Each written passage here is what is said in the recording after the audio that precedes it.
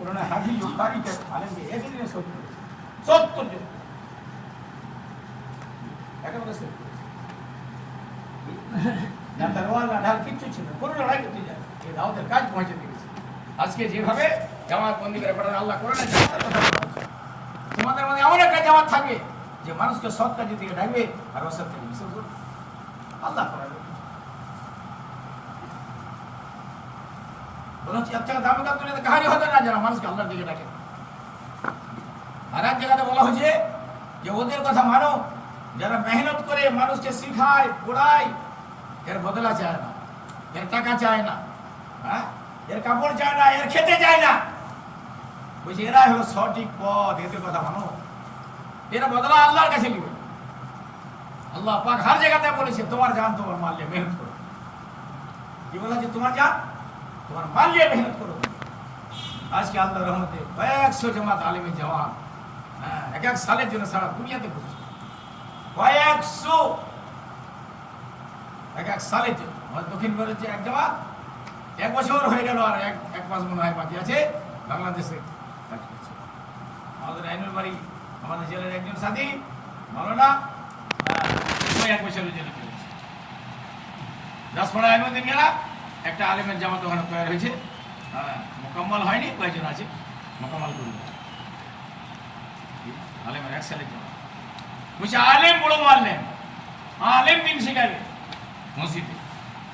জি আলেম মসজিদে দিনকে শিখাইবে, উম্মতকে কলমা শিখাইবে, হালাল হারাম শিখাইবে, জায়েজ নাজায়েজ শিখাইবে, সুন্নাত মুস্তাহাব শিখাইবে।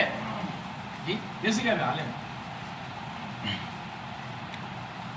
এই জন্য ভাই কান খুলে শুনে রাখো, এ কাজে যারা সে কোনো লোক যদি কিছু বলতে চায়, না জানো তুমি আলোচনা করো, মশওয়ারা করো, ভাই এটা কেন হলো, এটা কি আমি জানি না, শিখো, এটা খুব ভালো জিনিস, শিখো জানো, আলেমের কাছে বসো। আল্লাহ নিয়ে বলেছেন দুনিয়াদার আলেমের থেকে বেঁচে বেঁচে থাকবে। দুনিয়াদার আলেম থেকে তুমি বেঁচে থাকো। দুনিয়াদার আলেম নিজে গুমরাহ হবে, লোককে গুমরাহ করবে।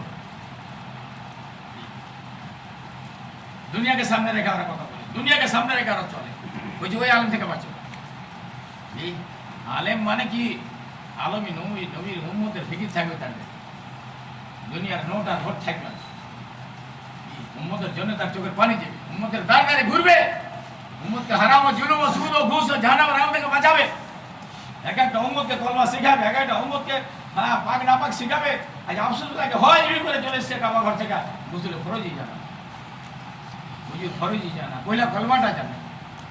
বাংলাদেশে একটা জামাত আমার সাথে ছিল, বলে গেছিলাম একটা সাথী কলমা পর্যন্ত পড়তে পারে না, বলে কি শিখাবে রাখে। এরকম আমার আপনার বাড়িতে সমাজে 70-90% লোক আছে, আমাদের চিন্তাই নেই, আফসোস নেই, চিন্তা নেই, আফসোস নেই। কেন নয়? আমাদের জান আর মাল এই উন্মতের পিছিয়ে লাগে। ঠিক গ্যারি মানওয়ালা দুনিয়ার পিছিয়ে মেহনত করে, মুসলমানও দুনিয়ার পিছিয়ে মেহনত করে। না হুকুম আছে আল্লাহ কোরআনে কি হুকুম আছে, আমরা একবার বোঝানোর চেষ্টা করি। দিন আসবে, দিনের মেহনতের দ্বারাই, এই দিনের মেহনতের দ্বারাই দিন আসবে না। সবার জিন্দগি দেখেন, খুলি খুলি দেখেন। এক জামাত দেশে 4 বছর মেহনত করেছে, ওরা ওই দেশ ফটো করে ঘুরে আসছে। আমাদের মোহাম্মদের চিঠি পাঠিয়েছে রাস্তাতে একটা দেশ পড়বে, ওটা যদি মেহনত করবো আমরা দাওয়াতের কাজ করবো। আরে আমরা দেখেন মসজিদ খুঁজি, পেশাব পায়খানা খুঁজি। ওই যুগে কোথায় মসজিদ, কোথায় পেশাব পায়খানা? মুসলমানই তো ছিল। জি তিরপাল টেঙে দিয়ে, ছাপড়া টেঙে দিয়ে, জঙ্গলে পাহাড়ে গাছতলায় ওরা জিন্দগি সাহারা মেহনত করেছে। আজও এরকম বলা হচ্ছে, এখানে মসজিদ নাই, নাম নাই, ঠিকানা নাই, ছাপড়া টেঙে দাও জঙ্গলে পাহাড়ে মাঠে, ওখানে ডেকে তাবু ডেকে দিয়ে মেহনত করো, উম্মতকে দিন শেখাও, জানাটা বুঝাও। আজকে লাখো জামাত এভাবে চলছে, লাখো জামাত এইভাবে চলছে। মসজিদ নবমীর মতন হয়ে যায়। বয়স্ক লোক একদিকে শিখবে কোরআন, নামাজ, ইলম, জিকির, দোয়া, তসবিহ, পাকি না পাকি, বাচ্চারা একদিকে শিখবে। কোনো সিস্টেম নাই যে বাচ্চা বক্তব্য পড়বে আর বুড়া লোক বেকলমা হয়ে কবরে যাবে, এরকম সিস্টেম আছে? বয়স্ক লোক আছে, জানে না, বুঝে না, হুঁশিয়ারের কাছে দিয়ে শুনে শিখাও দিন। 24 ঘন্টা মসজিদে দাওয়াত থাকে, কেউ 1 ঘন্টা দিবে, কেউ 2 ঘন্টা দিবে, কেউ 3 ঘন্টা দিবে, কেউ সারাদিন দিবে, কেউ একদিন দিবে। তো মসজিদে বসে বসে দেখছে, ওই জামাত ওখানে প্রচার যদি খুলে দেখছে তো ওই দেশে চলে এসছে, তো ওই দেশে মেহনত করতে লাগলো। মেহনত করতে করতে করতে 1 বছর করলে, আমি 1 বছর পরে পুরা দেশ ফতে হয়ে গেল, সব মুসলমান হয়ে গেল। আমাকে চিঠি পাঠাইছে, আমি বললাম আমরা কি করবো, পুরা দেশ ফতে হয়ে গেছে, সব মুসলমান হয়ে গেছে। তো বলছে আর 1 বছর থাকো। ওরা মুসলমান হয়েছে, দিন জানে না, দিন বুঝে না, ওরাকে দিন শিখিয়ে দিনের উপরে চালিয়ে ফের এসো। ক বছর হলো? 4 বছর আর 2 বছর 6 বছর। দলিল খুঁজে পায় না, আন্ধা আবার দলিল খুঁজে পায়, গোবরকে হালুয়া, হালুয়াকে গোবর।